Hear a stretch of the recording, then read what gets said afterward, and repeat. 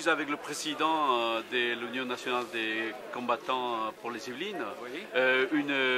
Un bilan satisfaisant, vous êtes content de la manière comme c'est déroulé Très très bien, parce qu'a priori tous les rapports ont été adoptés à l'unanimité, sans aucune restriction. Donc ça prouve qu'il y a quand même une bonne entente dans le département et que les rapports ont été bien faits. Voilà. D'accord. Alors, ce que je trouvais dans votre discours, un discours dans lequel vous pointez quelque chose de classique, la diminution des effectifs due à la pyramide des âges et la nécessité de renouveler les rangs. Comment vous voyez ça dans l'avenir? C'est une affaire très difficile parce qu'effectivement, comme tout à l'heure je l'ai dit en Assemblée générale, on perd un adhérent toutes les 2 heures, c'est important. Et manifestement, au niveau national. Au niveau national, j'entends oui, bien, mais sûr, voilà. Au niveau départemental c'est pareil, hein, c'est la même chose. Et bien évidemment, il nous faut se préoccuper du recrutement. Alors recrutement c'est quoi? Recrutement, c'est d'abord les OPEX, opérations extérieures. Recrutement difficile parce que c'est un peuple une population qui est très éparse dans la France, avec des opérations très diverses, 45 opérations extérieures depuis la fin de la guerre d'Algérie, c'est beaucoup. Donc pas d'unité d'action, pas d'unité de lieu et pas d'unité de combat. Alors que les AFN, ce n'était pas le cas. C'était l'Algérie, Tunisie, Maroc, il y avait le lieu et l'adversaire commun. Quant au deuxième gisement important, ce sont les soldats de France. Les soldats de France, c'est quoi? Ce sont des Français qui ont fait le service militaire sous l'uniforme.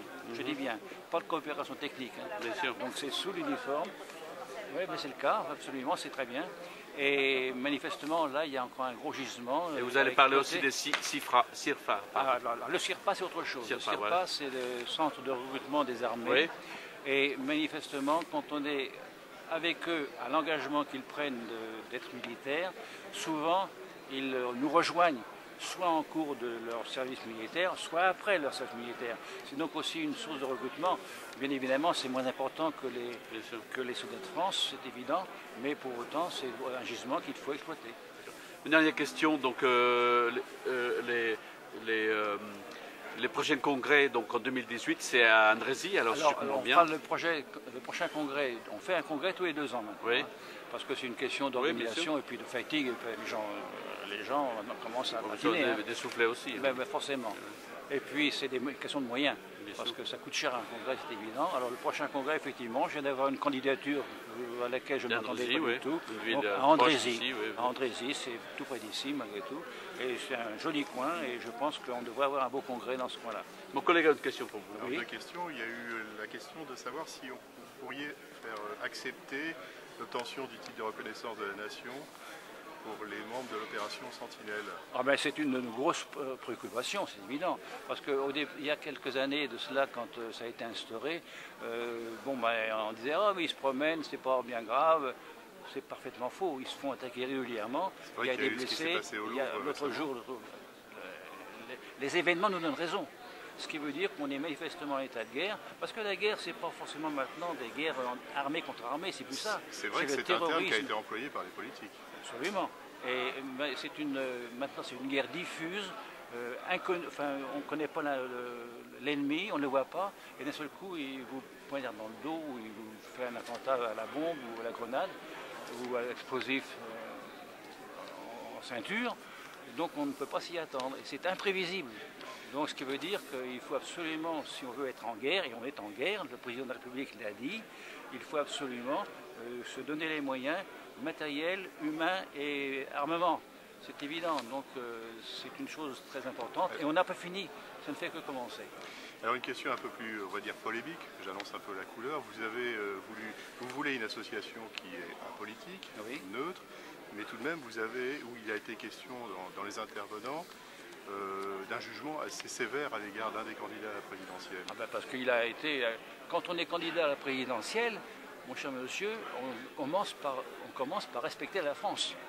Or, aller en pays étranger, qui a été français pendant 130 ans, dire que la colonisation a été un crime contre l'humanité, et je ne sais plus comment il l'a poursuivi, une barbarie, c'est absolument inconcevable. On ne peut pas dire ça.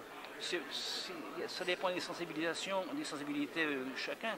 On peut considérer ce qu'on veut de la colonisation, mais il n'empêche que l'Algérie, vous savez, moi je vais travailler dans le monde entier. Et j'ai connu les pays du tiers-monde, je connais l'Afrique, je connais 15 pays d'Afrique, j'ai été en Extrême-Orient partout.